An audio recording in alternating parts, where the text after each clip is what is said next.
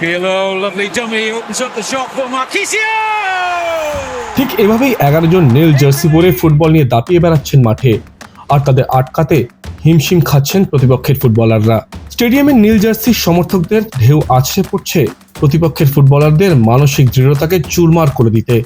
আর হবে নাই বা কেন, কারণ মাঠ দাপাচ্ছে 4 বারের বিশ্বজয়ী ইতালি। বিশ্ব ফুটবলে যারা পরিচিত ছিল দুর্ভেদ্য রক্ষণের জন্য, কিন্তু বিশ্ব ফুটবলে আজুরিদের সেই গৌরব আজ অন্ধকারের অতলে। 2018, 2022-এর পর 2026 বিশ্বকাপেও যোগ্যতা অর্জনে ব্যর্থ ইতালি।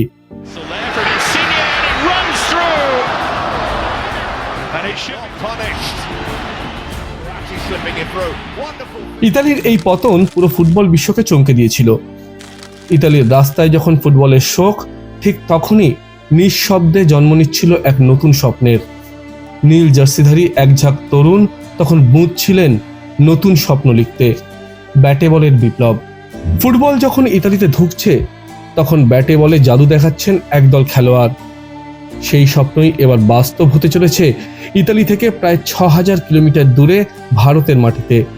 কারণ সবাইকে চমকে ফুটবলের দেশ ইতালি এবার খেলবে আসন্ন টি20 বিশ্বকাপে।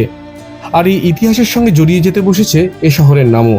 আগামী 9 ফেব্রুয়ারি ইডেন গার্ডেন্সে ক্রিকেট বিশ্বকাপে অভিষেক হতে চলেছে আজুরিদের, স্কটল্যান্ডের বিরুদ্ধে। আজুরিদের ক্রিকেট ইতিহাস নতুন নয়। ইতিহাসের পাতা ঘাটতে দেখা যায় ইতালিতে ক্রিকেটের প্রথম উল্লেখ পাওয়া যায় 1793 সালে নেপলস বন্দরে যাত্রা বিরতির সময় অ্যাডমিরাল নেলসনের নাবিকদের দ্বারা খেলা একটি ম্যাচে। অ্যাডমিরাল নেলসন ছিলেন ব্রিটিশ রয়্যাল নেভির অফিসার। এরপর 19 শতকের শেষ দিকে তৈরি হয় বেশ কয়েকটি সম্মিলিত ক্রিকেট এবং অ্যাসোসিয়েশন ফুটবল ক্লাব, যার অন্যতম বিখ্যাত club AC Milan. AC Milan মূলত ক্রিকেট এবং ফুটবল ক্লাব হিসেবে পথ চলা শুরু করেছিল, কিন্তু যত দিন গেছে ক্রিকেট হারিয়ে গেছে এই ক্লাব থেকে। গুরুত্ব বেড়েছে ফুটবলের। দ্বিতীয় বিশ্বযুদ্ধের পর ফের ক্রিকেট শুরু হয় ইতালিতে। 1970-এর দশকে শেষ দিকে রোমে ক্রিকেট পুনরায় শুরু হয়। 1980 সালে তৈরি হয় ডোরিয়া পামফেলি ক্রিকেট ক্লাব। ক্লাবটি তৈরি করেন ইতালীয় শ্রীলঙ্কান ফ্রান্সিস আলফান্সাস জয়রাজা, ইতালীয় ভারতীয় মাসিমো দা কোস্তা, অস্ট্রেলিয়ান ডেসমন্ড ও গ্র্যান্ডি এবং সিরিয়ান ইসাম কাহালে। 1980 সালে তৈরি হয় ইতালির ক্রিকেট ফেডারেশন, যা পরিচিত ফেডেরাজিওন ক্রিকেট ইতালিয়ানা নামে। আজুরিরা ইন্টারন্যাশনাল ক্রিকেট কাউন্সিলের মান্যতা পায় 1984 সালে। 1995 সালে আইসিসির অ্যাসোসিয়েট সদস্য হিসেবে উন্নীত হয় ইতালি। এরপর ক্রমশ এগোতে থাকে ইতালির ক্রিকেট। অবশেষে 2025 সালের জুলাই মাসে অপেক্ষার অবসান। বিশ্বকাপ টি20-তে যোগ্যতা অর্জন করে ইতালি।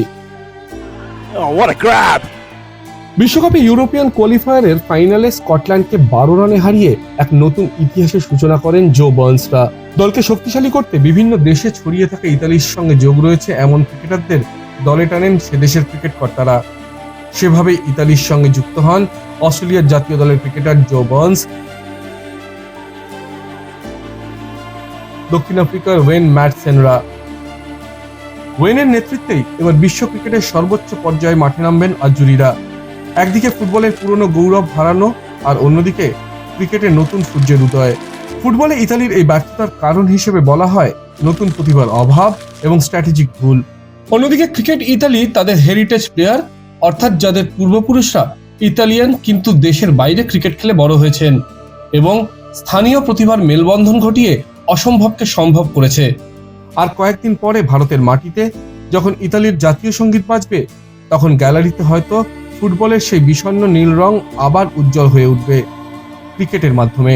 ফুটবল ভক্তরা হয়তো আফসোস করবেন, আর সেই আফসোস মেটাতে ক্রিকেটকে সামনে রেখে তৈরি হচ্ছেন জাস্টিন মস্কো, হ্যারি ম্যানেথি, জসপ্রীত সিংরা। কারণ ইতালির নতুন প্রজন্ম এখন ব্যাটে বলে স্বপ্ন দেখছে। ফুটবলের সেই শূন্যস্থান কি ক্রিকেট পূরণ করতে পারবে? সময় বলবে। তবে আপাতত ইতালির স্লোগান একটাই, ফুটবল নেই তো কি হয়েছে, আমরা ক্রিকেটে লড়ব।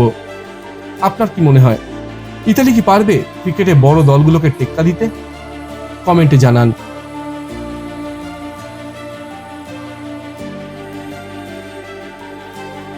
ফলো করুন বর্তমান।